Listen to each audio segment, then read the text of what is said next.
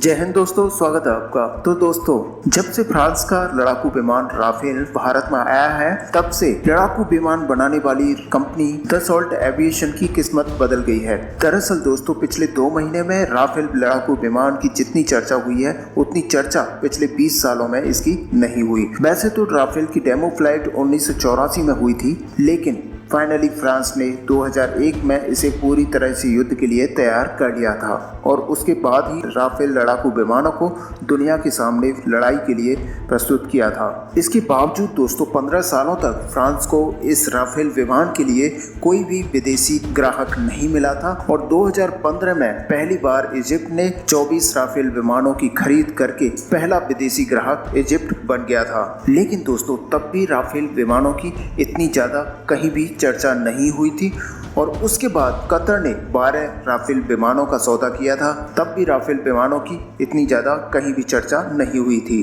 लेकिन भारत में राफेल आते ही इतना ज्यादा फेमस हो गया है कि जो देश राफेल के बदले टाइफोनिया या फिर ग्रिफिन लड़ाकू विमानों को खरीदने का सोच रहे थे, अब उन देशों ने भी राफेल को खरीदने का फिर से विचार बनाया है और अब इसी लिस्ट में शामिल होते हुए ग्रीस ने अपनी वायुसेना के लिए 18 लड़ाकू विमानों का सौदा फ्रांस के साथ किया है। दरअसल दोस्तों, चीन से जारी तनाव के बीच भारत को लड़ाकू विमान मिले, जिसकी वजह से पूरी दुनिया की मीडिया ने भारत को मिले लड़ाकू विमानों की कवरेज किया था और कहीं न कहीं दुनिया को यह संदेश गया कि भारत जैसा बड़ा देश चीन के खिलाफ फ्रांस के लड़ाकू विमानों पर भरोसा कर रहा है, तो यकीनन ये लड़ाकू विमान भरोसेमंद होगा।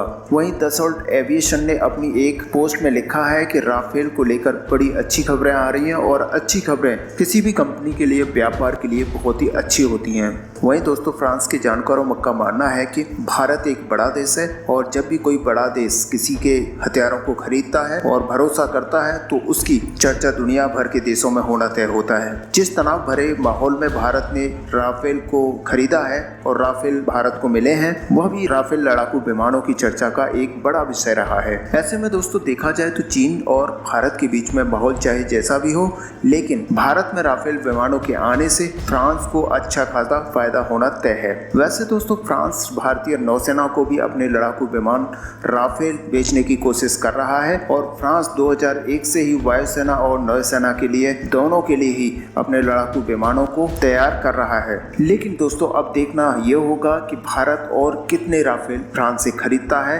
साथ ही दुनिया में और कौन कौन से देश हैं जो भारत के साथ ही राफेल को खरीदना चाहेंगे। तो दोस्तों, अपना व्यू आप कमेंट बॉक्स में लिखकर बता सकते हैं। वीडियो को लाइक और शेयर करना ना भूलें। मिलेंगे नेक्स्ट वीडियो में। धन्यवाद।